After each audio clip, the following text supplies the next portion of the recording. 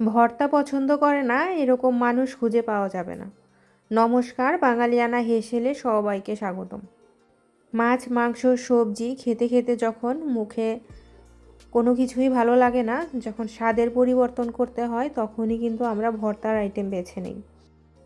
আজকে আমি তৈরি করব পেঁয়াজ দিয়ে ভর্তা আর পেঁয়াজ ছাড়া ভর্তা।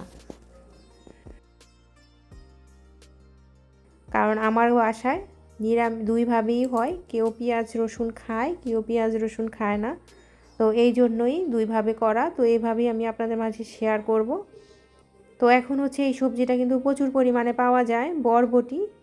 তো এভাবে আমি কেটে ভালো করে ধুয়ে নিয়েছি, কড়াই বসিয়ে দিলাম। এখন হচ্ছে কড়াইয়ের মধ্যে নিয়ে নিলাম। এখন হচ্ছে কোনো তেল দিব না। তো এখন নেড়ে নিব।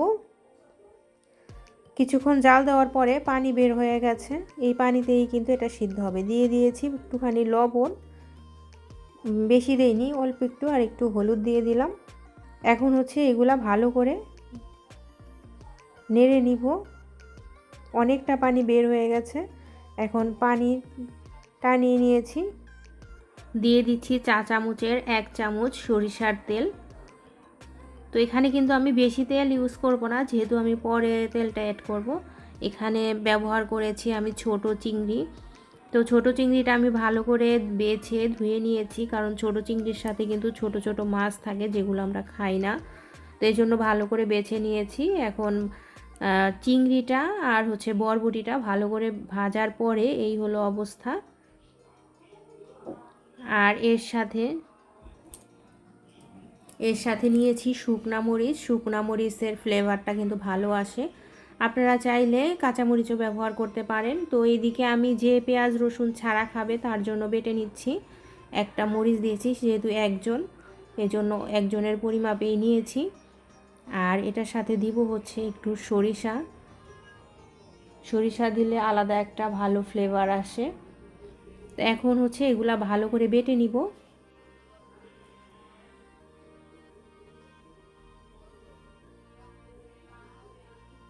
তো একবার বাটা শেষ, আবার আরেকটা বাটা দিব, তাহলে একদম মিহিও হবে। পেঁয়াজ রসুন ছাড়া তৈরি করলে কিন্তু এটার সাথে একটু নারকেল অ্যাড করলে এর স্বাদটা কিন্তু আরও বেড়ে যায়। তো আমি এখানে নারকেল দিইনি, আপনারা যদি এভাবে করেন তাহলে একটু নারকেল দিয়ে দিবেন। দিয়ে দিচ্ছি পরিমাণ মতো একটু লবণ আর সরিষার তেল। এখন ভালো করে মিশিয়ে নিচ্ছি। ভালো করে মেখে নিচ্ছি। তৈরি হয়ে গেল মজাদার পেঁয়াজ রসুন ছাড়া বরবটির ভর্তা। একটু টেস্ট করে নিলাম যে লবণটা ঠিকঠাক আছে কিনা।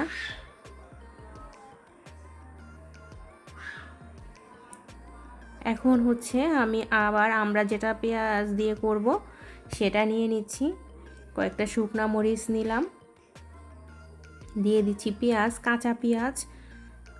এখনও কাঁচা পেঁয়াজ, শুকনা মরিচ আর ভাজা বরবটি চিংড়ি দিয়ে দিচ্ছি। যেহেতু পেঁয়াজ দিয়েছি, দিয়ে একটু সরিষা দিচ্ছি, ঝাঁজটা ভালো আসবে। এখন আর সব সময় সরিষাটা আগেই বেটে নিতে হবে, নাহলে পরে কিন্তু বাটা যায় না।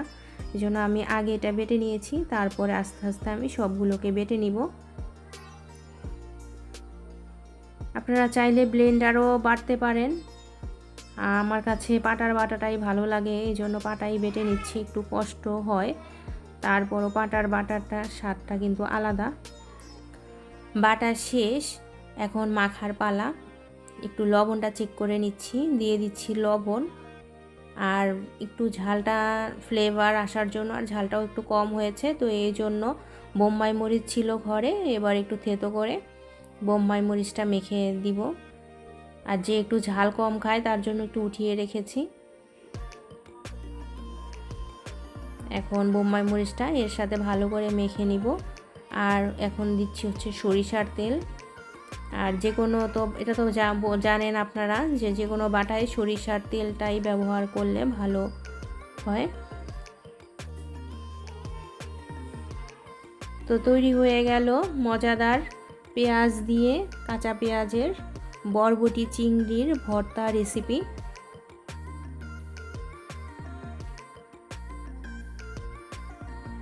আসলে ভালো কিছু খেতে হলে একটু কষ্ট তো করতেই হবে।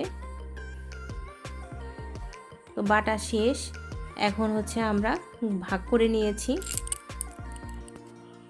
আসলে প্রথমে বুঝতে পারিনি যে ভর্তাটা এত মজা হবে, কিন্তু খাওয়ার পরে বুঝলাম আসলে সত্যি ভালো হয়েছে। একবার ভেবেছিলাম যে পেঁয়াজ রসুনটা ভেজে দিই, পেঁয়াজটা ভেজে দিব, কিন্তু না, কাঁচা পেঁয়াজেই কিন্তু এর স্বাদটা দ্বিগুণ হয়েছে। তো এরকম ঘরোয়া সহজ রেসিপি পেতে অবশ্যই আমার চ্যানেলের সাথে থাকবেন। আজকে এই পর্যন্তই, কথা হবে অন্য কোনো রেসিপিতে।